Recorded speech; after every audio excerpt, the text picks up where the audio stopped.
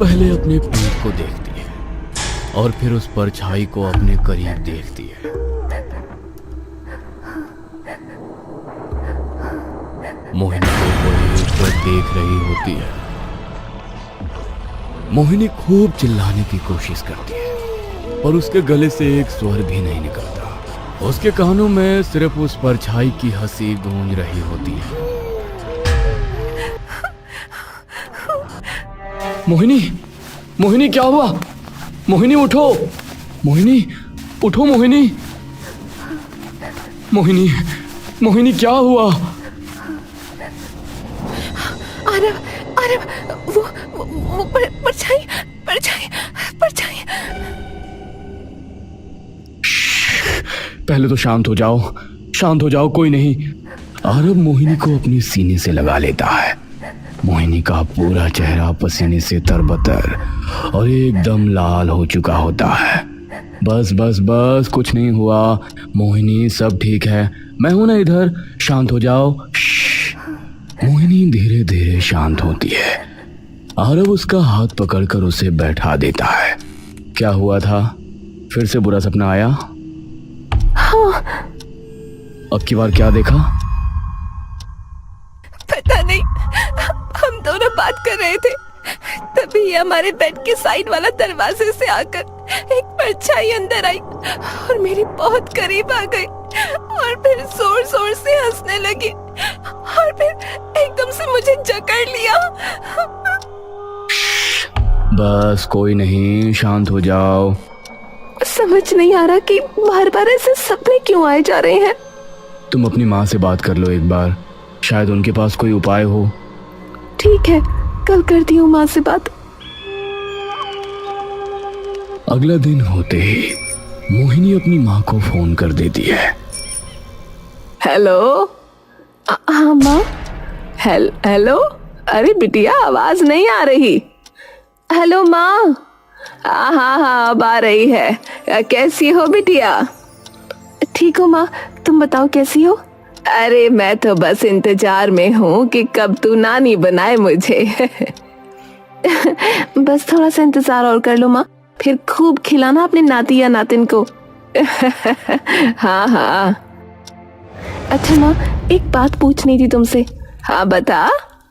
पता नहीं माँ, आजकल रोज रात को ना बड़े अजीब अजीब सपने आ रहे हैं। अच्छा, क्या दिखता है? मतलब कि कभी कोई बुढ़िया दिखने लगती है, कल एक परछाई अंदर आई और मेरे बहुत करीब आ गई।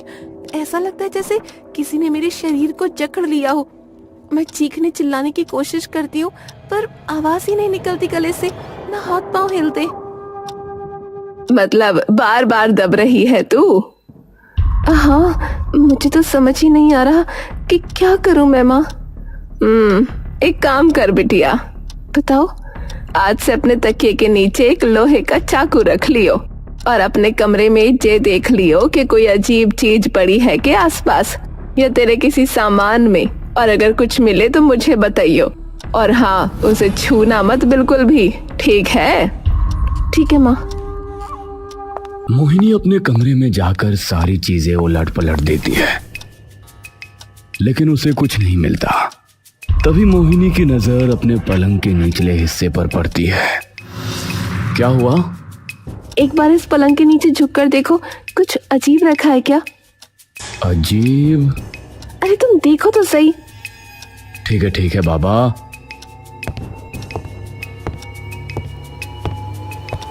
आरव पलंग के नीचे झुककर देखने लगता है। कुछ रखा तो है, टॉर्च पकड़ाना एक बार। मोहिनी उसे टॉर्च दे देती है।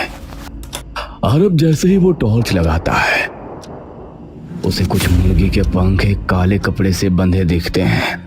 मुर्गी के पंख? छूना मत उन्हें। आरव एकदम से डर के उठ जाता है। क्या हुआ? मैं माँ को फोन करके आती हूँ, तुम कुछ मत करना। मोहिनी जाकर अपनी माँ को फोन लगाती है और सारी बात बताती है।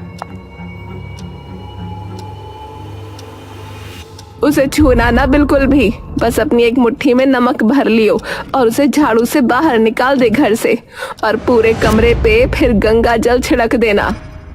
हाँ, पर ये है क्या माँ? तेरे ऊपर टोटका कर रखा है किसी ने, इसीलिए ऐसे सपने आए जा रहे थे। पर मेरे ऊपर टोटका कौन करेगा?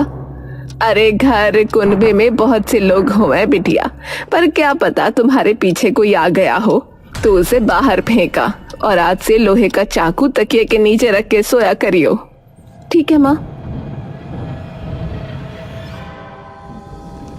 कुछ महीनों तक सब कुछ ठीक ठाक चलता है। 3 महीने बाद मोहिनी एक लड़की को जन्म देती है। नाम क्या रखें इसका? मैंने सोचा था एक नाम, अब बताऊं? बताओ। आस्था। नाम सुनते ही मोहिनी मुस्कुराने लगती है। प्यारा नाम है।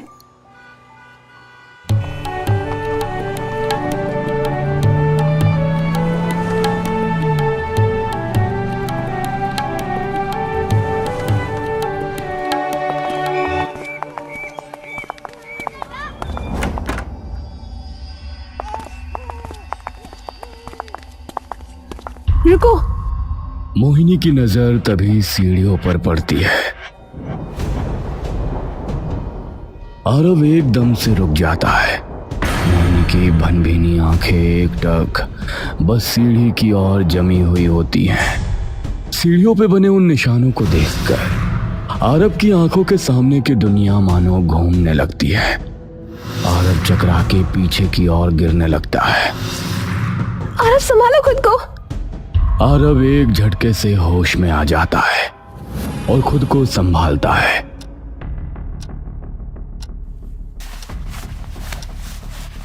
मोहिनी, चलो यहां से अभी। आरव और मोहिनी तुरंत घर के बाहर निकल जाते हैं और बाहर गली में जाकर खड़े हो जाते हैं। अब क्या करना है? तुम्हारे घर चलते हैं, अभी यहां रहना ठीक नहीं है। मोहिनी और आरव गाड़ी में बैठकर तुरंत वहां से निकल जाते हैं। पूरे रास्ते सीढ़ियों पे बने बस अमंगल निशान की छवि अभी भी उन दोनों के दिमाग का पीछा नहीं छोड़ रही थी।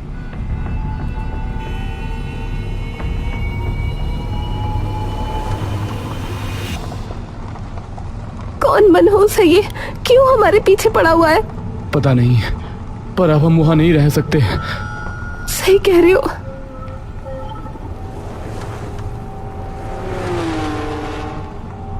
आरव और मोहिनी घर पहुंचते ही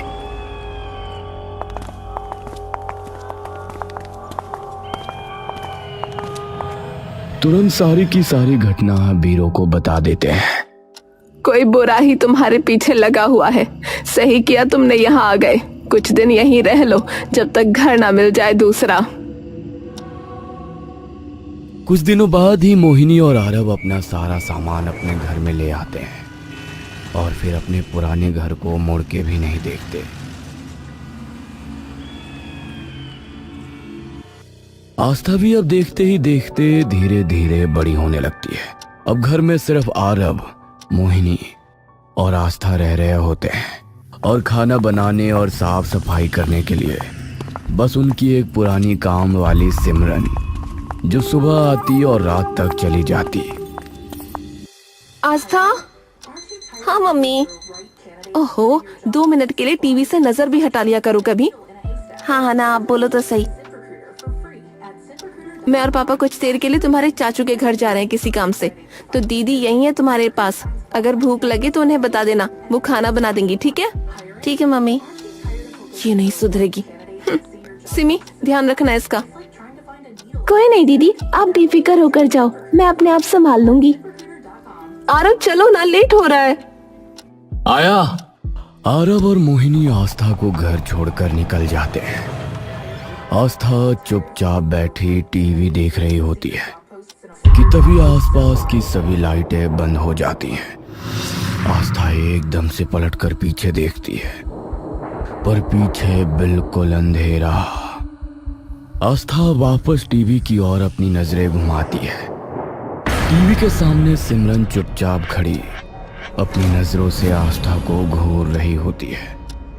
सिमरन बिना एक बार भी पीछे देखे टीवी बंद कर देती है। उसकी बेचैन सी आंखें लगातार आस्था के मासूम चेहरे को बिना एक पल के लिए भी हिले निहार रही होती है। सिमरन की आंखों में देखते ही मानो आस्था की पीठ में किसी अनकही दहशत की झुरझुरी से उठ पड़ती है, जैसे कोई भुताहा एहसास उसे भीतर से कुरेद रहा हो और पीछे की ओर खिसकने की कोशिश करने लगती है।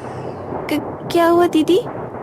इसी बीच सिमरन धीरे धीरे उसकी ओर बढ़ते जा रही होती है। जैसे जैसे उसके कदम आस्था की ओर बढ़ते जाते हैं, आस्था की सांसें उसके सूखे हलक में और अटकने लगती है। उसकी आंखें डगमगाने लगती हैं, मानो उसका होश किसी गहरी खाई में गिर रहा हो। चलो खाना खाने। पर मुझे भूख नहीं लगी। उठो। पर मुझे भूख नहीं है। मैंने कहा चलो अभी, फिर से नहीं बोलूंगी। आस्था का शरीर डर से एकदम ठंडा पड़ जाता है। आस्था चुपचाप सिमरन के पीछे चल पड़ती है। अब आस्था का कोमल मन इस सारी घटना को समझने में बार बार असफल होता जा रहा था। सिमरन उसे अपने साथ ले जाकर एक कुमकुम और हल्दी से बने गोल घेरे के बीचों बीच बिठा देती है, जिसके अंदर काली स्याही से एक त्रिकोण का आकार बना हुआ है। सिमरन उसके चारों तरफ 4 मोमबत्तियां जला देती है। आस्था का कंठ अब अपनी हिम्मत धीरे धीरे तोड़ देता है और उसके गले से उसकी रुलाई की आवाज बाहर निकल पड़ती है। एकदम चुप चुप। सिमरन की आंखों में मानो किसी विचित्र प्रकार का आतंक अचानक उतर चुका था। सिमरन कुछ कुमकुम लेती है और उस पे कोई मंत्र फूंकती है और एक लाल कपड़ा खोलकर उस कुमकुम को उसके अंदर रख देती है। मेरी तरफ देखती रहो, बस मेरी ओर। एकदम चुप। आस्था अपनी मासूम निगाहों से अपने आंसुओं को अपने कोमल मन में दबाए चुपचाप वहीं बैठी रहती है। पापा वापस आ जाओ, बचाओ मुझे पापा, आप कहाँ हो? सिमरन तभी थोड़ा कुमकुम आस्था के चेहरे पे झटक देती है और तभी सिमरन अपने सूट की जेब से अखबार में बंधा एक लड्डू निकालती है। खाओ इसे। मैं नहीं खाऊंगी। कि तभी उसे गाड़ी के आने की आवाज सुनाई देती है और वो वहां से तभी उठकर फरार हो जाती है। आस्था इतना ज्यादा घबरा जाती है कि उसका मासूम दिमाग उस सदमे को झेल ही नहीं पाता। उसकी सांसें तेज होती जाती हैं, सीने में धड़कन धक धक करके गूंजने लगती है, निगाहें धुंधली पड़ने लगती हैं और वो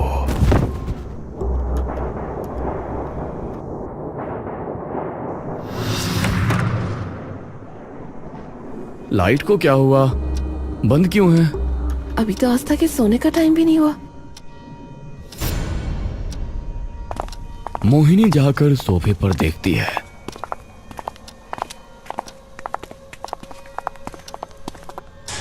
लेकिन वहां कोई नहीं होता। आस्था, सिमरन। कोई आवाज नहीं आती। एकदम सन्नाटा। आरव मोहिनी की ओर देखता है। इतना शांत कैसे है सब कुछ? मोहिनी एकदम से आस्था के कमरे की ओर दौड़ती है, लेकिन कमरा एकदम खाली होता है। आस्था। मोहिनी का मन अब धीरे धीरे बेचैन होने लगता है। तभी आरव के चिल्लाने की आवाज उसके कानों में पड़ती है। मोहिनी, मोहिनी! मोहिनी के दिल की धड़कन अब बेकाबू आने लगती है। मोहिनी अपनी सुध-बुध भूलकर सीधा आरव के पास पहुंच जाती है और जैसे ही उसकी नजर आस्था के शरीर पर पड़ती है तो उसकी रूह कांप उठती है। ये किसने? मोहिनी एकदम से आस्था की ओर भागती है और उठाकर उसका सिर अपनी गोद में रख लेती है। मोहिनी जैसे ही आस्था के चेहरे पे लगा वो कुमकुम देखती है, उसका दिमाग मानो अपना सारा आपा वहीं खो देता है। आस्था, उठ उठ उठ ना बेटा, उठ ना, मेरी प्यारी बेटी है ना तू, प्लीज उठ जाना बेटा।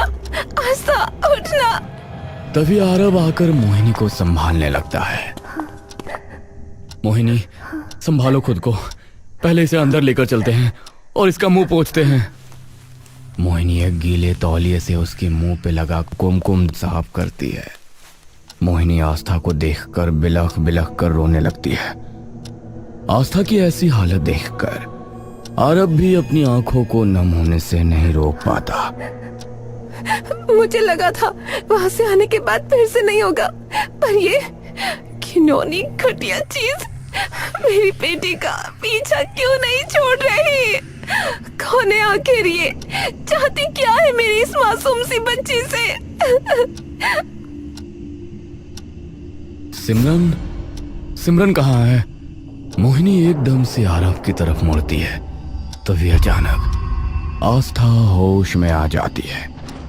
उसका शरीर बुरी तरह कांपने लगता है। उसके दिल की धड़कनें इतनी तेज हो जाती हैं मानो उसकी छाती से उसका दिल बाहर आने वाला हो। पापा बचाओ, पापा बचाओ। मोहिनी उसे अपनी बाहों में समेट लेती है।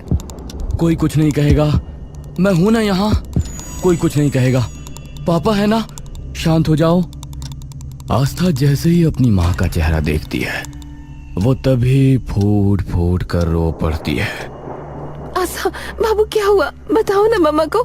बचाओ बचाओ, वो फिर आ जाएगी, बचाओ। कौन आ जाएगा बेटा? कोई नहीं है यहाँ। माँ, वो फिर से आ जाएगी।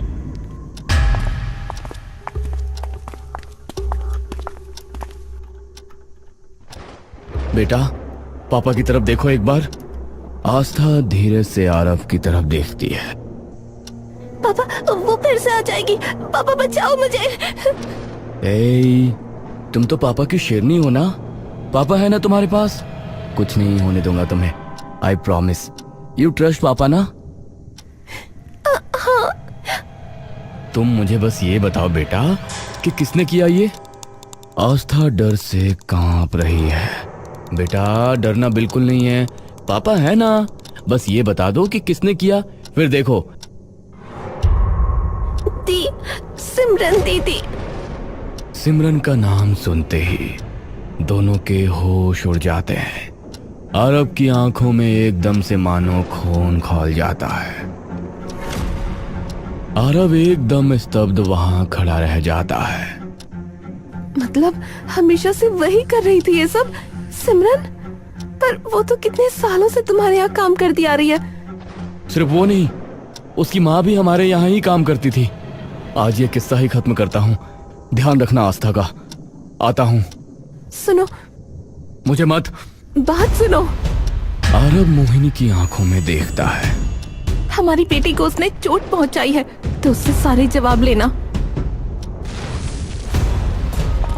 आरव गुस्से भरा सिमरन के घर पहुंच जाता है।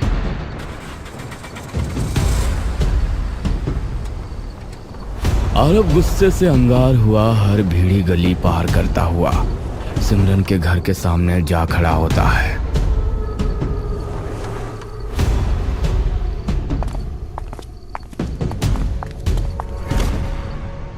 सिमरन, मैं कहता हूं दरवाजा खोलो, अभी के अभी, आखिरी बार कह रहा हूं, ये दरवाजा खोलो। अंदर से एक आवाज भी बाहर नहीं आती। आरव थोड़ा सा पीछे होता है और भागकर सीधा दरवाजे पर जोर से लात मारता है, पर दरवाजा फिर भी नहीं खुलता। आरव दरवाजे पे खूब लातें मारता है, पर दरवाजा फिर भी नहीं खुलता। अब आरव के गुस्से का पारा और भी ऊपर चढ़ते जाता है। आरव अब थोड़ा और पीछे होता है और दरवाजे की तरफ पूरा जोर लगाकर दौड़ने लगता है और सीधा जाकर अपना कंधा दरवाजे पे दे मारता है। दरवाजा धम से खुलता है और आरव नीचे जा गिरता है। अरब एकदम से उठकर पीछे की ओर हो जाता है